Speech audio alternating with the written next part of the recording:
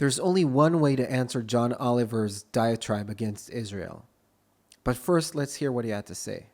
Okay, there is a lot to unpack there, from the horror of the situation, which has escalated significantly since then, to the use of the phrase tit-for-tat war in a conflict where you just pointed out one side has suffered over 10 times the casualties. Something which speaks to both the severe power imbalance at play here and how that often gets obscured by how we choose to talk about it. Yes, John, you're right. There is a severe power imbalance, which is why Hamas and all the other Palestinian terrorist organizations should never, ever initiate force against Israel. And in case they do, Israel should wipe them off the face of the earth. It's just as simple as that.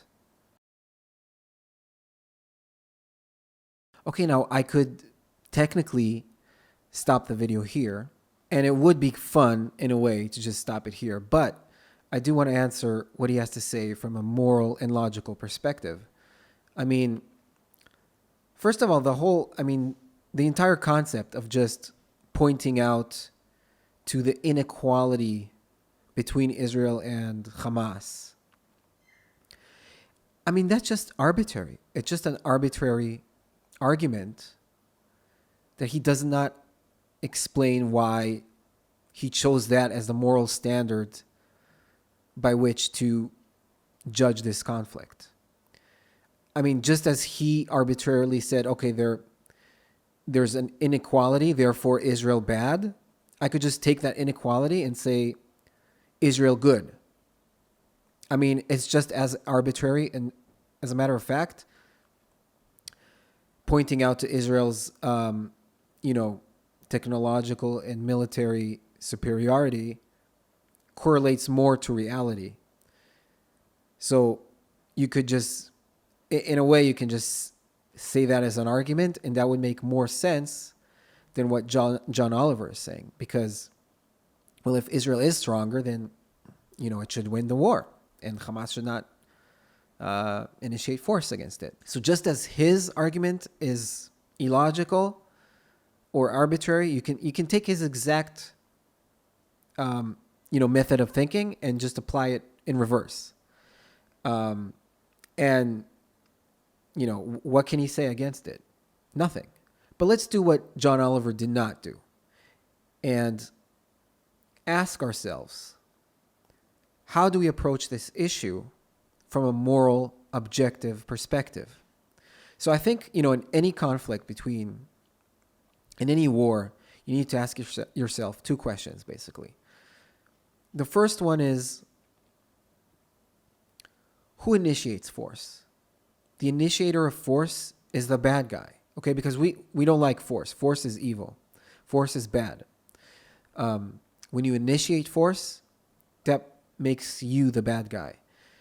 When you defend against force, that makes you the good guy, because you're just defending against someone who initiated force against you. I mean, it's just simple and logical. Now, when you're trying to decipher a conflict between nations or between groups, when we're talking about war, things get more complicated. But then the question becomes, what are you fighting for? What is each side fighting for? And this is the key. This is absolutely the key question which you should ask when you look at any conflict. So let's say the U.S. versus USSR, the Allies against the Axis forces in World War II,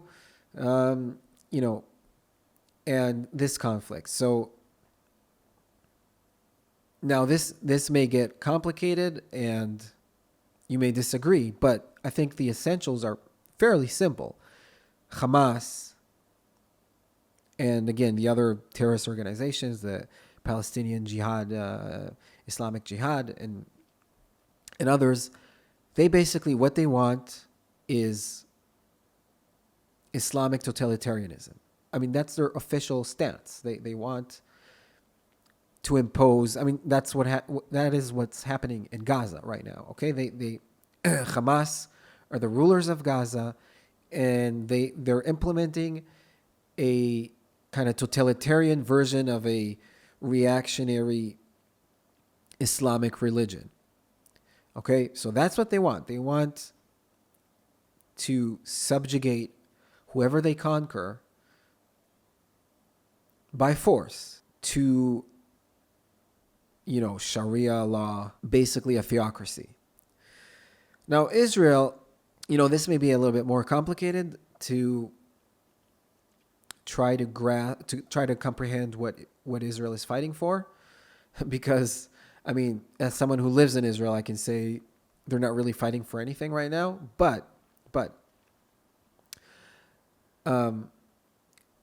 you can definitely, if you compare Israel to Hamas, so Israel is much more pro-freedom.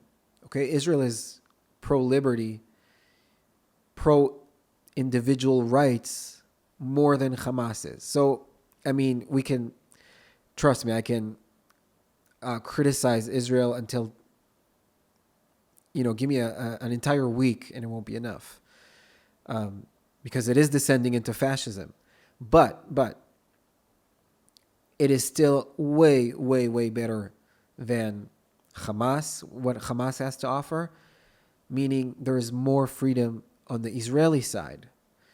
If things were in reverse, okay, if, let's say, Hamas was like this Jeffersonian movement, pro-liberty and pro-individual rights, and it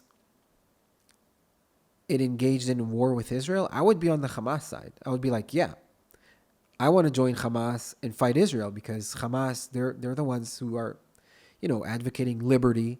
If they advocated science and reason and all of those values, then I would be on the Hamas side. But that's not the case. Okay, they are pro-theocracy, and this notion that any group can self-determine by whatever standard they want, that is just not a valid argument. Okay, you do not have, if you want to establish some organized crime mafia rule over some strip of land, then no, you do not have any moral justification to do that. And in this case, Hamas wants to implement a Sharia law, totalitarian Islamist state, then no, they do not have any justification to do that. Israel could basically bomb them to smithereens, even without any provocation by Hamas, and it would be just, because Hamas has no legitimacy to exist. That's it. It's really as simple as that. Now, you don't have to believe me. You can go, research this stuff. You can go read the Hamas covenant. It's written there, black and white. And Israel, you can basically, if you live in the West, then you know that Israel is pretty much like any other country in the West. So it has its flaws, and it has major flaws. I'm not going to go into that in this video because it's just not relevant to the subject, but it's definitely not the most moral country or anything like that. Quite the opposite, actually. But when you compare it with Hamas, I said this already, so you know who the good guy is. And that's how you should look at this conflict. And, the fact that Israel does not annihilate Hamas and all the other organizations by any means possible. It should demand unconditional surrender by every Islamist totalitarian ideologue who fights against Israel. It should catch them and just hang them after trial. So anyone who looks at this subject from a different perspective, anyone who says, it's too complicated, the Palestinians are the good guys because they're the weaker side. So that's basically it. I hope you learned from this, John, and may you stop with your ludicrous arguments.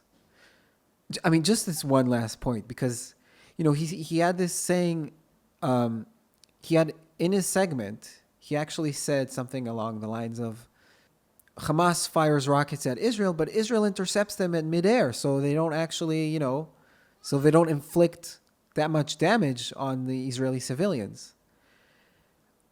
I mean, that just the fact that he can actually say that with a straight face, on national television, it just shows you what insanity the world is in right now. Because that is an insane argument. It would not stand at any just basic logical course. It's just completely idiotic. It's like saying, well, if a woman, if this guy tried to rape a woman, but she's really strong and she manages to, to hurl him off each time, then, what can you want against the guy?